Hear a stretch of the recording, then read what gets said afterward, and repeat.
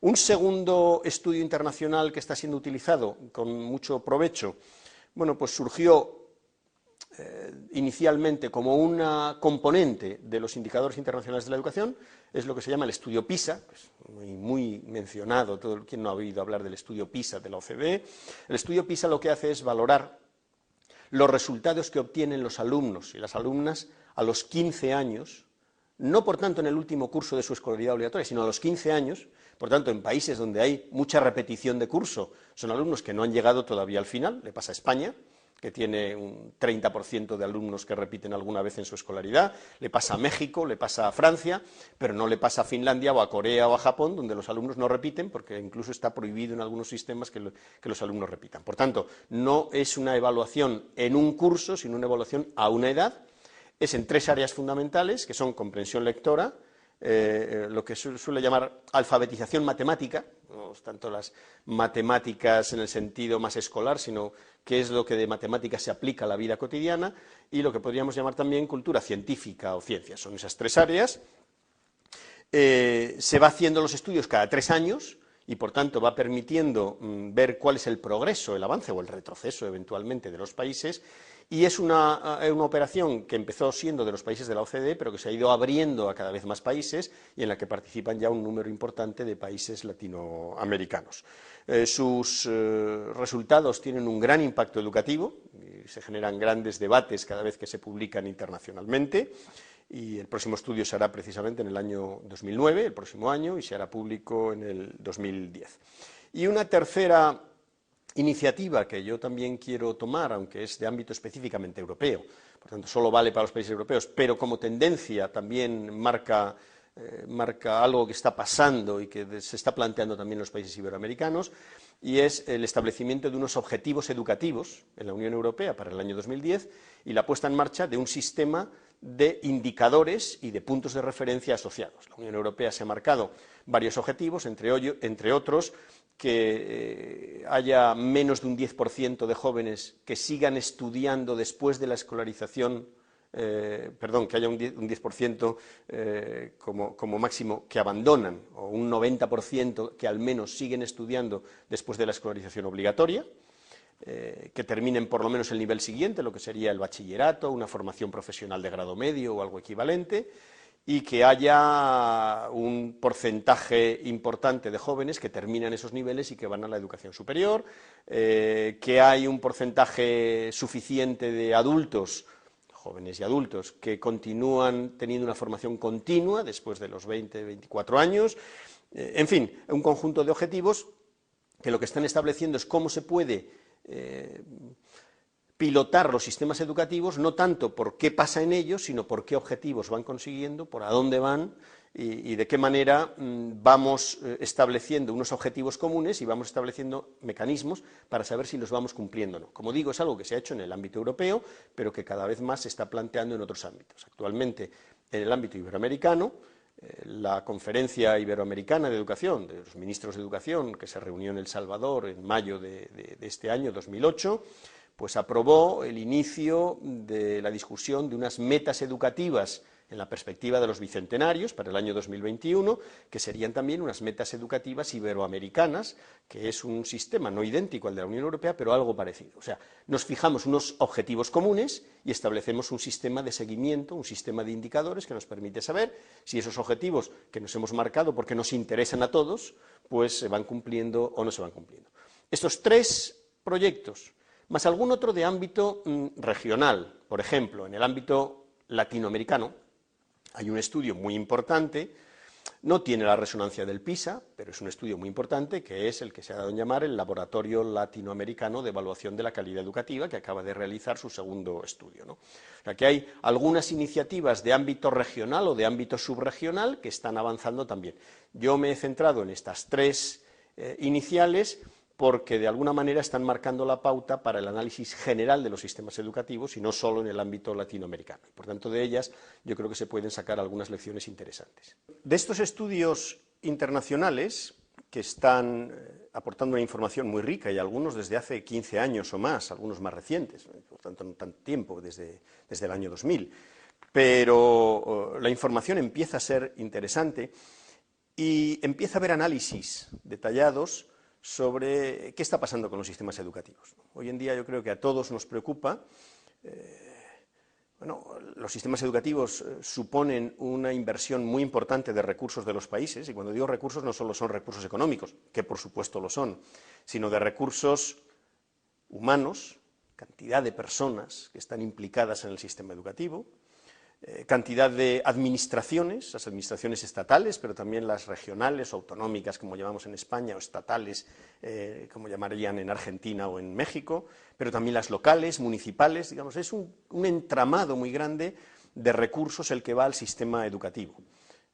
Permítame poner un ejemplo, yo creo que lo entenderán muy claramente. En España tenemos más de 7 millones de estudiantes en el sistema educativo no universitario, que con el universitario se va hasta cerca de los 9, unos 8,5, en un país de 40 millones de habitantes.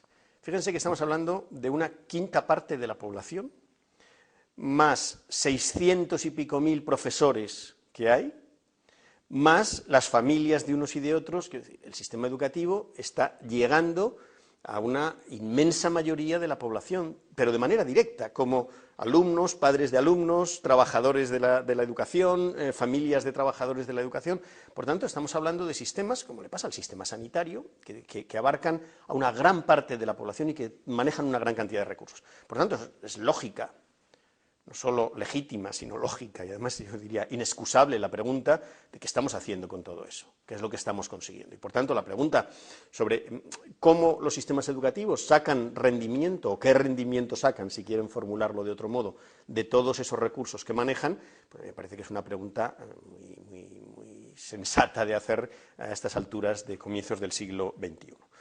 Y todos estos estudios que yo les mencionaba dan pautas, dan pistas de por dónde podemos responder. Yo no me voy a centrar ahora en algunas cosas muy específicas, porque la información es muy rica. Tampoco quiero hacer un análisis exhaustivo de qué es lo que sale de estos estudios, pero sí quiero centrarme al menos en 4 o 5 temas que me parece que tienen especial relevancia y que son cuestiones que están dando información importante y están generando un debate grande en los países. Una primera conclusión que sale de estos estudios internacionales es que el nivel educativo general de una población tiene mucho que ver con el nivel de desarrollo de ese país. ¿Qué quiero decir con esto? Quiero decir, un país que tenga una población con mayor nivel cultural, en general está asociado a que tiene más nivel de riqueza y que tiene más nivel de desarrollo social. Parece una cosa trivial, y yo creo que cualquiera lo entiende fácilmente, pero los datos lo que nos dicen es que eso es cierto, que nos lo confirman y que además nos dicen en qué medida está afectando o no. Sabemos que simplemente que haya más jóvenes que tienen más años de escolarización, pues repercute en un incremento del PIB, repercute en una mayor cohesión social, repercute en un mayor desarrollo, en la gobernanza, gobernabilidad, como algunos dicen, de los pueblos, influye en muchas cosas. No solo a nivel social, sino también a nivel individual. Sabemos, y los estudios internacionales nos lo dicen, los indicadores de la OCDE lo dicen, que los jóvenes, luego adultos, con más educación, tienen normalmente una mayor tasa de inserción laboral, trabajan más, tienen menos desempleo, si quieren, que los que tienen menor formación, y además tienen salarios más altos. O sea que a nivel individual, la educación, la formación, pues produce rendimiento. Pero, como les decía antes, no solo es así, sino también a nivel social. Por tanto, la educación, lo que nos vienen a decir estos estudios, es que sigue siendo un elemento de desarrollo, y eso no podemos olvidarlo. Cuando tanto debate ha habido, cuando tanta discusión ha habido, cuando ha habido una polémica sobre cómo de amplio, de extenso, de gordo, si ustedes quieren, debe ser el Estado, y ha habido propuestas neoliberales de adelgazamiento del Estado, yo creo que hay unos límites claros.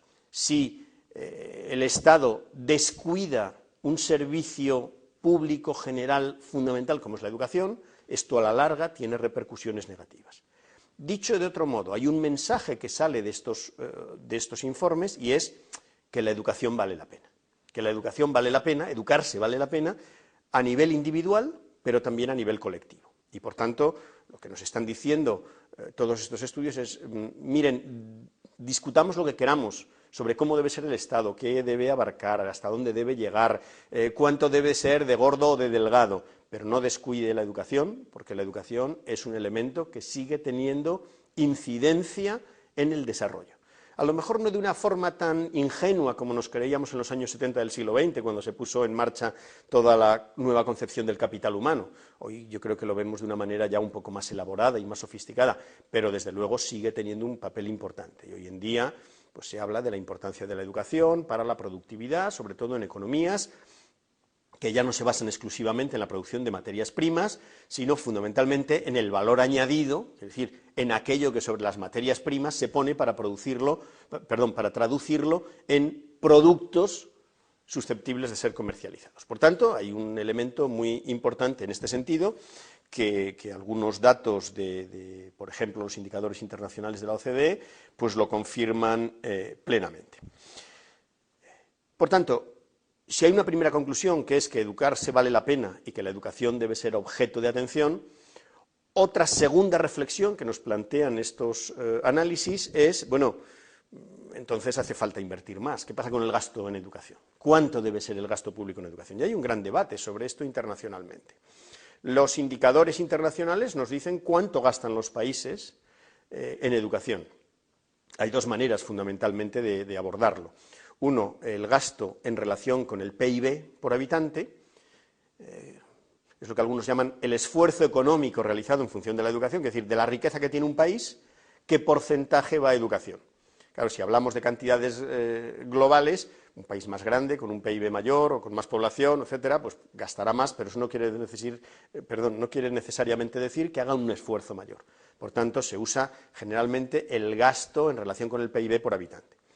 Pero claro, también depende de que la población sea más joven o sea más envejecida. Hay países como Brasil, que en poco más de 40 años pasó de prácticamente 60 o 70 millones de habitantes a prácticamente 150 o 160, ahora tienen más. Fíjense ustedes lo que significa eso en términos simplemente de acoger a toda esa población que se ha ido incorporando al sistema educativo. Claro, es un esfuerzo enorme. No es lo mismo que en España, donde la población es más envejecida, ahora empieza a haber más natalidad y, por tanto, la proporción de jóvenes escolarizados en unos países y en otros no es la misma. Por tanto, algunos prefieren manejar el gasto por alumno, es decir, lo que realmente se gasta por alumno en lugar de lo que se gasta en términos generales en materia de educación. Bueno, pues lo que los estudios internacionales nos vienen a decir es que el gasto en educación es muy importante, pero que no tiene una relación lineal directa con los resultados. Y eso es muy importante. No quiere decir que dé igual gastar mucho o gastar poco, sino lo que viene a decir es que frente a gastar el mínimo necesario, como poco el mínimo necesario, que lo importante es cómo se gasta, es decir, en qué se invierte el dinero. Hay países como Estados Unidos que tiene un gasto por alumno enorme, que duplica a muchos de los otros países desarrollados, y sin embargo sus resultados son peores. Lo que quiere decir que no es solo cuestión de dinero, sino de cómo se invierte y cómo se gasta ese dinero. Por tanto, aquí hay una reflexión que nos están haciendo los estudios internacionales, que es, bueno, ¿cómo debemos gastar? ¿En qué cosas debemos gastar?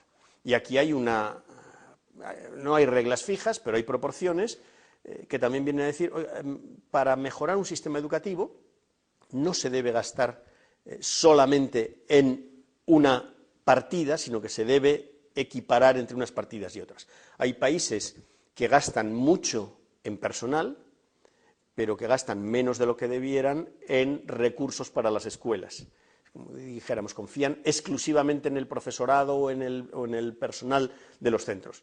Bueno, pues seguramente eso tiene unas virtualidades, pero también tiene unas cosas negativas porque las escuelas tienen menos posibilidades de organizar actividades, por ejemplo, o de desdoblar grupos o de utilizar recursos de otro tipo. Por tanto, el equilibrio entre las distintas fuentes de gasto pues es algo que también surge claramente de estos estudios internacionales.